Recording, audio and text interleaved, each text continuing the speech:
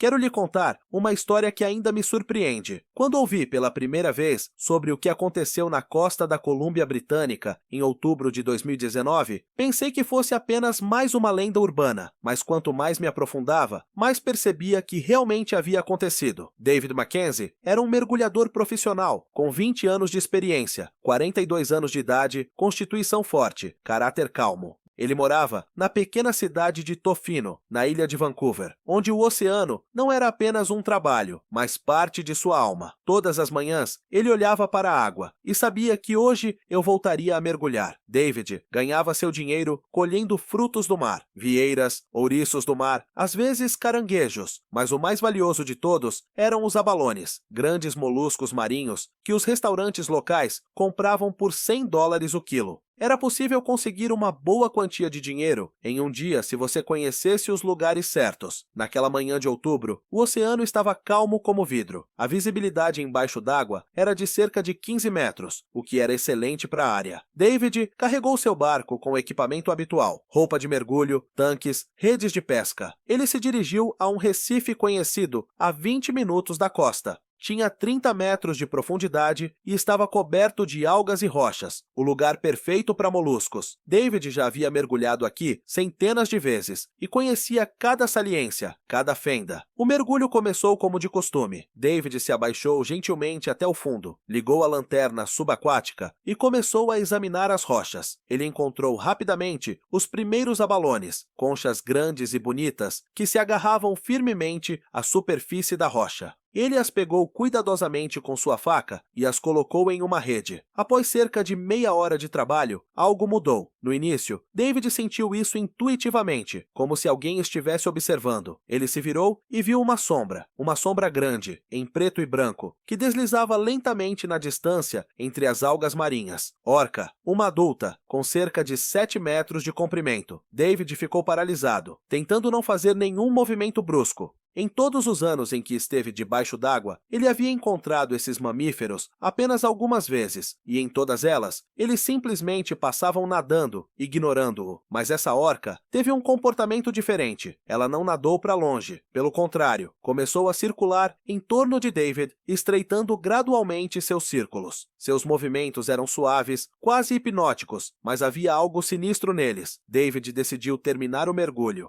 Ele começou a emergir lentamente, controlando a taxa de descompressão, mas a orca continuou. Ela o acompanhou, mantendo-se a alguns metros de distância. Às vezes, ela desaparecia de vista, e David achava que tinha acabado, mas depois ela reaparecia, de lado ou de baixo. A uma profundidade de 15 metros, aconteceu algo difícil de acreditar. A orca acelerou bruscamente e estava diretamente acima de David. Seu corpo maciço bloqueou a luz do sol, que vinha da superfície. David tentou nadar para longe, mas a orca seguiu todos os seus movimentos. Quando ele tentou subir à superfície, a orca se abaixou, bloqueando efetivamente sua subida. Sua enorme cabeça estava a apenas 1 metro do rosto de David. Ele viu o olhar dela, um olhar inteligente e deliberado, que parecia estar estudando-o. David verificou o medidor de pressão. Ele ainda tinha cerca de 10 minutos de ar, com respiração normal, mas seu coração estava batendo tão rápido que a taxa de fluxo havia dobrado.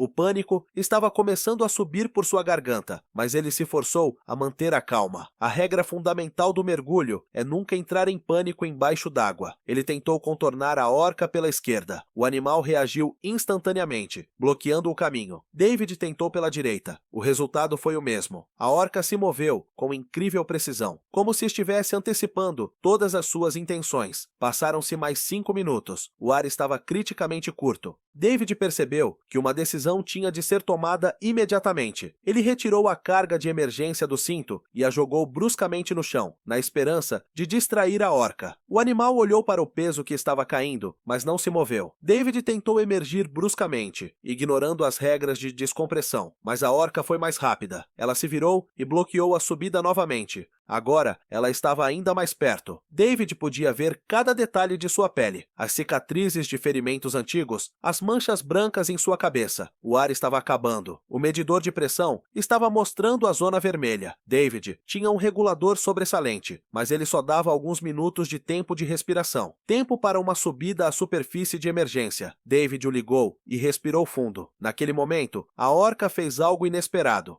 Ela emitiu um som, um grito baixo e vibrante que David sentiu com todo o seu corpo. Imediatamente, outras vozes responderam. Uma segunda orca apareceu à direita, depois uma terceira. Eram 5 no total. David se viu no centro de um grupo de orcas. Elas o cercaram em um anel apertado, impedindo-o de se mover em qualquer direção. Seus movimentos sincronizados se assemelhavam a algum ritual antigo. Às vezes, uma das orcas chegava tão perto que David podia tocá-la com a mão. O ar de reserva estava acabando. David sentiu sua consciência começar a ficar turva devido à falta de oxigênio. Ele percebeu que era o fim. Emergir sem ar de uma profundidade de 15 metros significava morte certa por doença descompressiva ou afogamento. Mas então, um milagre aconteceu. A orca mais velha, a que havia aparecido primeiro, nadou lentamente para longe. As outras a seguiram. O anel se abriu e o caminho para cima ficou livre. David não hesitou. Ele começou a emergir em uma emergência, quebrando todas as regras de segurança. Com o último suspiro de seu ar de reserva, ele chegou à superfície. Seus pulmões estavam queimando por falta de oxigênio. Seus ouvidos estavam zunindo, mas ele estava vivo. O barco estava balançando a cerca de 20 metros de distância. David o alcançou, lutou para entrar e caiu no fundo, respirando pesadamente. Só então, ele percebeu que todo o seu corpo estava tremendo. Havia orcas nadando ao redor do barco. Elas apareciam na superfície, exalavam fontes de água e mergulhavam novamente. David ligou o motor e se dirigiu à costa. As orcas o seguiram até a metade do caminho e depois desapareceram nas profundezas do oceano. Durante todo o caminho até o porto, David tentou entender o que havia acontecido. Por que elas não o deixavam ir embora? E por que finalmente o deixaram ir? Sua esposa Sarah estava esperando por ele no porto. Uma olhada no rosto do marido foi suficiente para perceber que algo estava errado. David lhe contou toda a história, e Sarah insistiu em consultar um médico. O exame não revelou nenhum problema sério, mas o médico alertou sobre as possíveis consequências de uma ressurgência rápida. David não trabalha há vários dias. Ele se sentou na praia e olhou para o oceano, tentando encontrar respostas. Os pescadores locais estavam céticos em relação à sua história. As orcas não são agressivas com os seres humanos, e já houve incidentes isolados, mas nunca se registrou nada parecido nessas águas. Mas uma semana depois, chegou uma notícia que mudou tudo. Um biólogo marinho da Universidade de Victoria publicou um artigo sobre o estranho comportamento das baleias assassinas na costa da Colômbia Britânica. Vários grupos desses animais estavam mostrando uma atividade incomum. Eles estavam segurando mergulhadores debaixo d'água. Acontece que David não foi o único. Nos últimos 3 meses, outros 4 casos semelhantes foram registrados. Em todas as situações, as orcas não machucaram as pessoas fisicamente, mas as impediram de emergir por um longo período. 2 mergulhadores sofreram de doença descompressiva devido à emergência da subida à superfície. Os biólogos apresentaram várias hipóteses. As orcas podem ter estudado os seres humanos, demonstrando curiosidade sobre criaturas desconhecidas em seu habitat. Ou pode ter sido uma reação de defesa às mudanças no oceano, poluição, barulho de navios, redução dos recursos alimentares. A terceira versão me pareceu a mais interessante. Alguns cientistas sugeriram que as orcas estavam tentando comunicar algo. Esses animais são altamente inteligentes e têm uma estrutura social complexa. Talvez estivessem usando a única maneira disponível para chamar a atenção para os problemas do oceano. David voltou ao trabalho 1 mês depois. Mas agora, ele só mergulhava em duplas com seu parceiro e sempre mantinha contato com a superfície. As orcas não o incomodavam mais, mas ele as via com frequência à distância. Toda vez que notava as barbatanas dorsais características, ele se lembrava daquele dia. Sarah insistiu para que David contasse sua história ao jornal local. O artigo foi intitulado Orca Encounter, Mysticism or Science? Encontro com orcas, misticismo ou ciência? A história atraiu a atenção de pesquisadores da vida marinha e jornalistas. David foi convidado a aparecer em vários programas de rádio, mas a reunião mais importante foi com a Dra. Mary Harrison, uma das principais especialistas em comportamento de orcas do Canadá. Ela vem estudando esses animais há 20 anos e afirmou que o comportamento deles mudou drasticamente na última década. As orcas estão se tornando mais agressivas em relação à atividade humana, explicou o Dr. Harrison.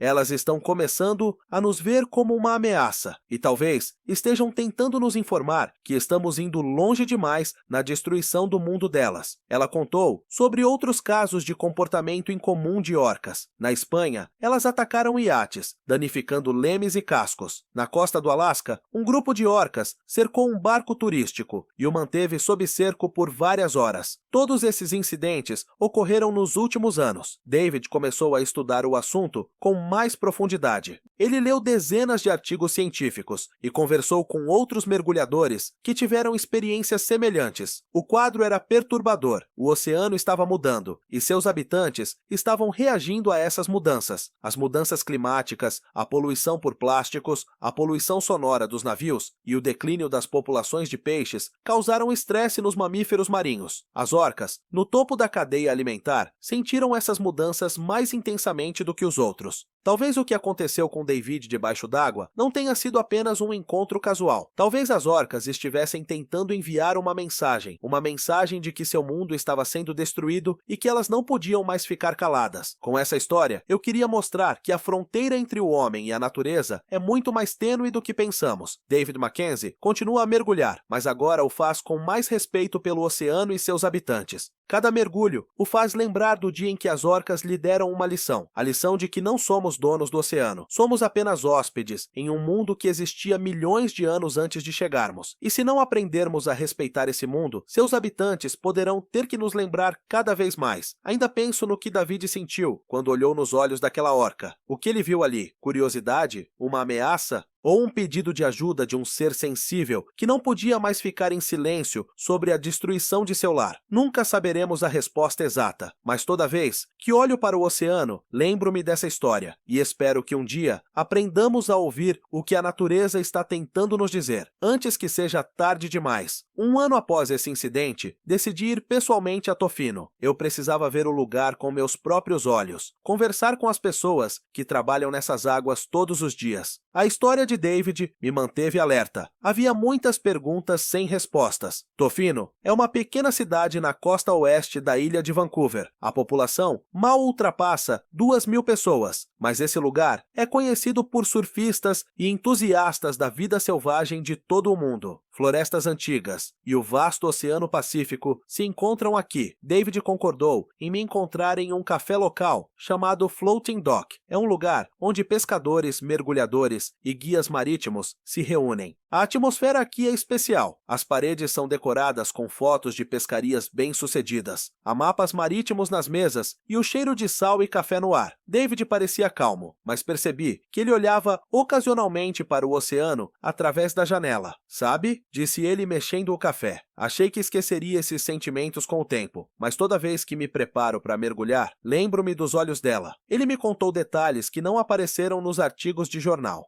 sobre como seus sonhos mudaram após o encontro com a orca. Nas primeiras semanas, ele teve pesadelos. Ele se via debaixo d'água, cercado por enormes sombras negras. Ele acordava suando frio, com a respiração ofegante. Sarah queria que eu mudasse de carreira. Continuou David. Ela temia que eu não tivesse a mesma sorte da próxima vez. Mas o mar é tudo o que eu sei fazer. Tem sido minha vida desde os 18 anos. Dirigimos até o porto, onde o barco de David estava estacionado. Era um barco pequeno, de 7 metros de comprimento, com um potente motor de popa e uma plataforma de mergulho. A bordo, havia um compressor para encher cilindros, caixas de equipamentos e equipamentos de navegação. Era daqui que eu estava saindo naquele dia. David apontou para o mar aberto. E ali, além daquelas rochas, foi onde a reunião aconteceu. Ele apontou para um grupo de pequenas ilhotas a 3 quilômetros da costa. A água ao redor delas parecia particularmente escura e profunda. David se ofereceu para ir até lá imediatamente. Você gostaria de ver a cena? Mas não recomendo mergulhar. A visibilidade está ruim hoje e a correnteza está forte. Concordei, embora tivesse sentimentos contraditórios sobre a ideia de estar naquelas águas. Saímos para o mar no barco de David. O oceano estava agitado. Ondas de 1 metro de altura balançavam o barco e o vento fazia com que o spray saísse das cristas. Geralmente é mais calmo aqui fora, gritou David, bloqueando o barulho do motor. Mas a água é sempre turva depois de uma tempestade. 20 minutos depois, chegamos ao local. David desligou o motor e o barco começou a balançar nas ondas. Ao nosso redor, havia uma extensão de água verde acinzentada que se estendia até o horizonte. Parecia incrível que em algum lugar abaixo de nós, a uma profundidade de 30 metros, aquele encontro dramático tivesse ocorrido. Aqui, disse David, olhando para a água. Foi mais ou menos neste ponto que vi sua sombra pela primeira vez. Ele puxou o ecobatímetro e o ligou. A tela mostrou uma imagem do fundo, irregular, coberto de pedras e algas. A profundidade mostrava 28 metros. De repente, David ficou em silêncio. Ele olhava atentamente na direção da ilhota mais próxima. Está vendo? Ele perguntou em um sussurro, apontando com a mão.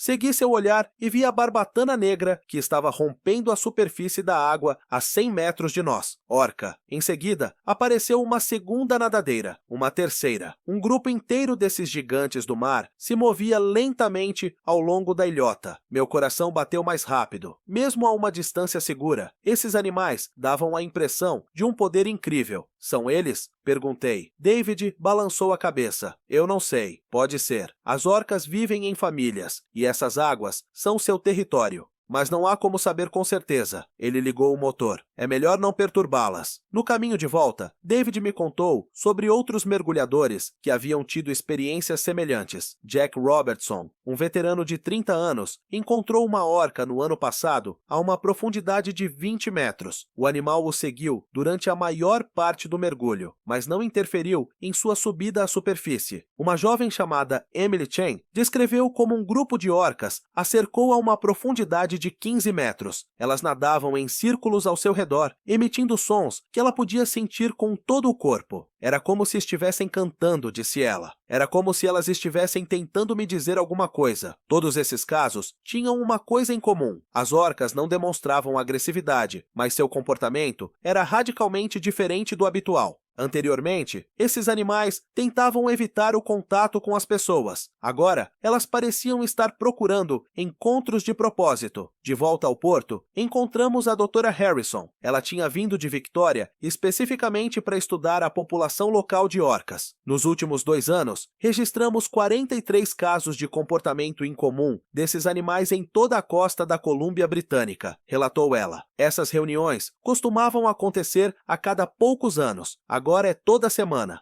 Alguma coisa está fazendo com que as orcas mudem seu comportamento e estamos tentando descobrir o que é. O Dr. Harrison me mostrou gráficos e tabelas que demonstravam claramente o aumento dos incidentes. Uma teoria associava a mudança no comportamento das baleias assassinas ao declínio de sua principal presa, o salmão. As populações de salmão do Pacífico caíram 60% nos últimos 20 anos. As orcas famintas foram forçadas a encontrar novas fontes de alimento e a entrar em áreas desconhecidas. A segunda teoria dizia respeito à poluição acústica. O aumento do tráfego de navios nas águas costeiras criou um fundo constante de ruído que interferiu na capacidade das orcas de caçar e se socializar. Talvez os encontros com mergulhadores fossem tentativas de encontrar silêncio no mundo subaquático. Achei a terceira versão a mais intrigante. Alguns pesquisadores acreditavam que as orcas apresentavam comportamento territorial. Elas estavam tentando mostrar às pessoas que o mundo subaquático pertencia a elas e que os humanos eram apenas convidados. As orcas são alguns dos animais mais inteligentes do planeta, explicou o Dr. Harrison. Seus cérebros são complexos e seu comportamento social inclui elementos que estamos apenas começando a entender. Elas podem ser capazes de um pensamento mais complexo do que imaginamos. Passei mais 3 dias em Tofino, conversando com os habitantes locais. Os pescadores me disseram que as orcas estavam se tornando mais frequentes nas águas costeiras. Os guias turísticos observaram que os animais não tinham mais medo de barcos e, às vezes, chegavam bem perto. O proprietário do centro de mergulho, Bill Henderson, compartilhou suas observações. Costumávamos passar meses sem ver uma única orca. Agora, elas aparecem quase toda semana e estão se comportando de forma estranha, como se estivessem nos estudando. Uma história em particular me chamou a atenção. Um grupo de mergulhadores turistas da Alemanha estava mergulhando perto de um recife de coral local. De repente, 4 orcas apareceram e começaram a nadar entre as pessoas, sem serem agressivas, mas também sem se afastar. Eles ficaram lá por meia hora, contou o instrutor Mike O'Brien, apenas nadando, observando.